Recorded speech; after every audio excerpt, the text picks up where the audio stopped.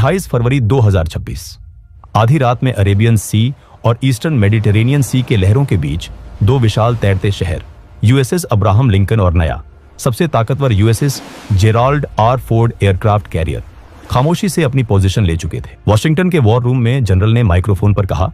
उनकी आवाज एनक्रिप्ट होकर सीधे मेडिटेरेनियन में यूएसएस फोर्ड में गूंजी। कमांडर, यही वो पल है। ऑपरेशन एपिक फ्यूरी शुरू हो चुका है। क्या इजरायली साइड पर कोई हिचकिचाहट है? कमांडर ने रडार पर नजर रखते हुए जवाब दिया। नेगेटिव सर, इजरायली जेट्स हवा में हैं। Operation roar the lion green है। ये कोई आम सैन्य हमला नहीं था। ये एक प्रीएम्प्टिव स्ट्राइक थी, एक ऐसी सर्जिकल और विनाशकारी तबाही जिसका अंतिम निशाना कोई सैन्य बेस नहीं बल्कि ईरान का नर्व सेंटर था। तेहरान की यूनिवर्सिटी स्ट्रीट, जमूरी डिस्ट्रिक्ट और पास्चर स्ट्रीट के बेहद सुरक्षित बंकर। इन बंकरों के अंदर मौजूद थे ईरान के supreme leader Ayatollah Ali Khamenei. Iran कोई खुला मैदान नहीं है जहां आप आसानी से घुसकर निकल जाए। ये एक ऐसा किला है जिसे पहाड़ों, रेगिस्तान और दुनिया के सबसे एडवांस एयर डिफेंस सिस्टम्स ने घेर रखा है। इजराइल से सेंट्रल ईरान की दूरी लगभग 930 से 1240 मील थी। एक जेट को वहां पहुंचने के लिए जॉर्डन, सीरिया और इराक के दुश्मन हवाई इलाकों से होकर गुजरना पड़ता है। इजराइल डिफेंस फोर्स और अमेरिकी सेना के सामने सबसे बड़ा खतरा था ईरान का मजबूत एयर डिफेंस नेटवर्क। रूस से मिले S-300, S-400 बैटरिया और उनका अपना बावर 373 सिस्टम जो किसी भी वक्त हवा में उड़ते परिंदे को भी गिरा सकता था। तेल अवीव के अंडरग्राउंड कमांड सेंटर में एक इजरायली एयर फोर्स कमांडर ने कहा, अगर हम सीधे घुसते हैं तो हम आसान निशाना बन जाएंगे। उनके रडार हमारे F-35 को शायद देर से देखें, लेकिन हमारे रिफ्यूलिंग टैंकरों को वो आसमान में आग के गोले में बदल देंगे। वहां मौजूद अमेरिकी अधिकारी मुस्कुराया। हम सीधे नहीं घुसेंगे मेरे दोस्त, हम पहले उन्हें अंधा करेंगे। हम उन्हें वही दिखाएंगे जो हम चाहते हैं कि वो देखें। और यहीं से शुरू हुआ इस सदी का सबसे बड़ा दिमागी खेल, एक ऐसी रणनीति जिसे मिलिट्री लैंग्वेज में कहते हैं टाइम ऑन टारगेट। एक सबमरीन अरब सागर के नीचे से मिसाइल दाग रही है। एक स्टेल्थ बॉम्बर जॉर्डन के पास से उड़ान भर रहा है। एक डिस्ट्रॉयर जहाज फारस की खाड़ी से क्रूज मिसाइल छोड़ रहा है और इजरायली F-35 जेट इराक पार कर रहे हैं। हर हथियार अलग गति से चल रहा है, अलग दूरी तय कर रहा है, लेकिन सबकी कैलकुलेशन इतनी सटीक की गई थी कि अमेरिकी क्रूज मिसाइलें और इजरायली जेट्स के गाइडेड बम एक ही सेकंड में, एक ही पल में कर्ज, कौम, केरमानशाह और इस्फहान पर गिरे। एक सेकंड की भी देरी नहीं। सिंक द क्लॉक्स, अमेरिकी एडमिरल ने ऑर्डर दिया। इसके बाद अर्ली बर्ग क्लास डिस्ट्रॉयर जैसे USS थॉमस हडनर के वर्टिकल लॉन्च सिस्टम खुल गए। आसमान में आग की लपटें उठी और दर्जनों टॉमहॉक लैंड अटैक मिसाइलें सब सोनिक गति से हवा में तैरने लगी।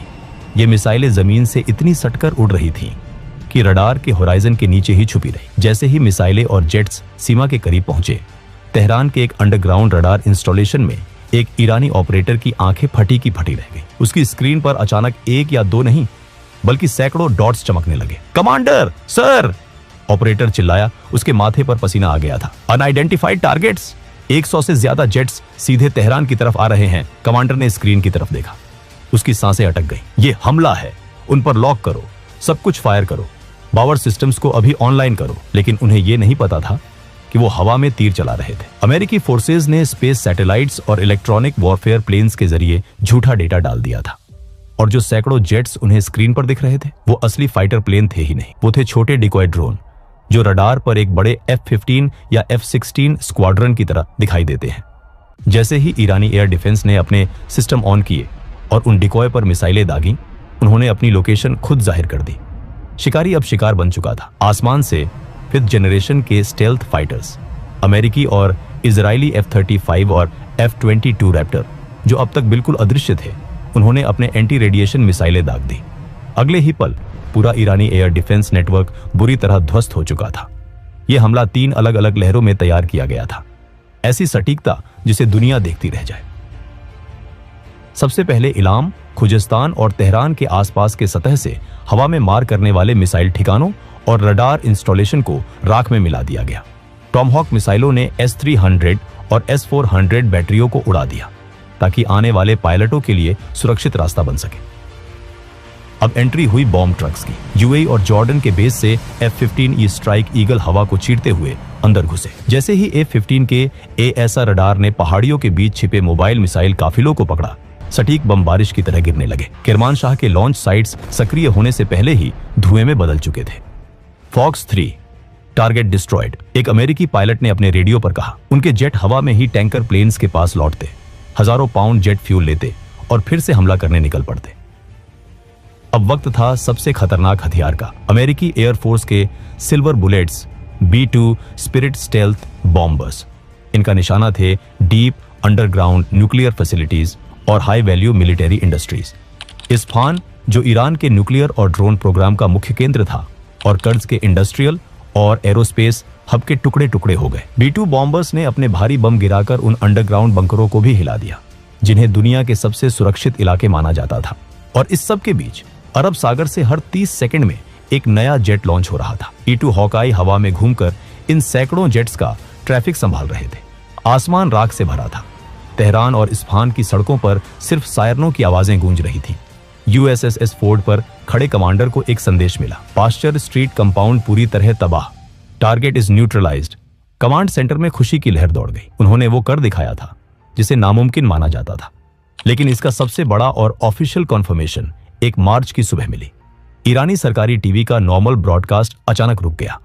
स्क्रीन पर कुरान की आयतें चलने लगी और एक न्यूज एंकर, जिसके चेहरे पर गहरा दुख था, उसने वो खबर सुनाई जिसने पूरी दुनिया को हिला दिया। ईरान के सुप्रीम लीडर शहीद हो चुके हैं। खबर पक्की थी। 86 वर्षीय आयतुल्लाह अली खामेनेई, जिन्होंने लगभग 37 साल तक ईरान पर सख्त पकड़ के साथ शासन किया था, वो अपने ऑफिस कंपाउंड में मारे गए थे। खामेनेई की मौत की पुष्टि होते ही ईरान ने बदले की आग में अपने सबसे भयानक हथियार निकाल लिए। ईरान के पास हथियारों की कोई कमी नहीं थी। उनका एयर डिफेंस जरूर टूट चुका था, लेकिन उनके हजारों ड्रोन और लंबी दूरी की बैलिस्टिक मिसाइलें अब भी मौजूद थी। ऑपरेशन ट्रूथफुल प्रॉमिस 4 शुरू कर दिया गया। पूरा मिडिल ईस्ट एक खुला युद्ध क्षेत्र बन चुका था। ईरान की बैलिस्टिक मिसाइलों ने सिर्फ इजराइल को नहीं, बल्कि अमेरिका के रीजनल एलाइज को भी निशाना बनाया। UAE के अल धफ्रा एयरबेस पर मिसाइलें गिरी।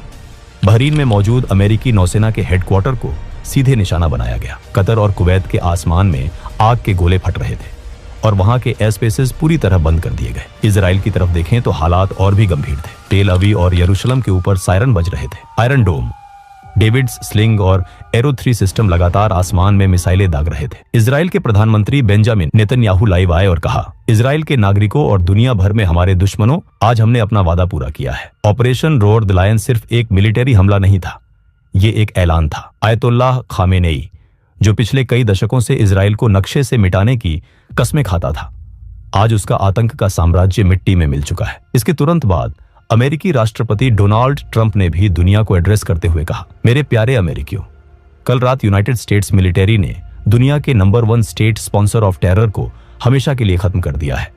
आयतुल्लाह अली खामेनेई अब जिंदा नहीं है। उसने हमारे ठिकानों पर हमले का प्लान बनाई।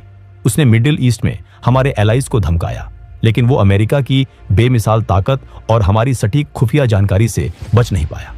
हमने उसके बंकर को एक ही झटके में राख के ढेर में बदल दिया। दोस्तों, 28 फरवरी 2026 की इस रात ने मिडिल ईस्ट की जियोपॉलिटिकल चेस बोर्ड को हमेशा के लिए बदल दिया। टाइम ऑन टारगेट की उस घातक मैथमेटिकल प्रिसीजन से लेकर डिकॉय ड्रोन के छल तक, अमेरिका और इजराइल ने अपनी मिलिट्री सुपीरियरिटी का ऐसा प्रदर्शन किया जिसे आने वाले दशकों तक सैन्य अकादमियों में पढ़ाया जाएगा।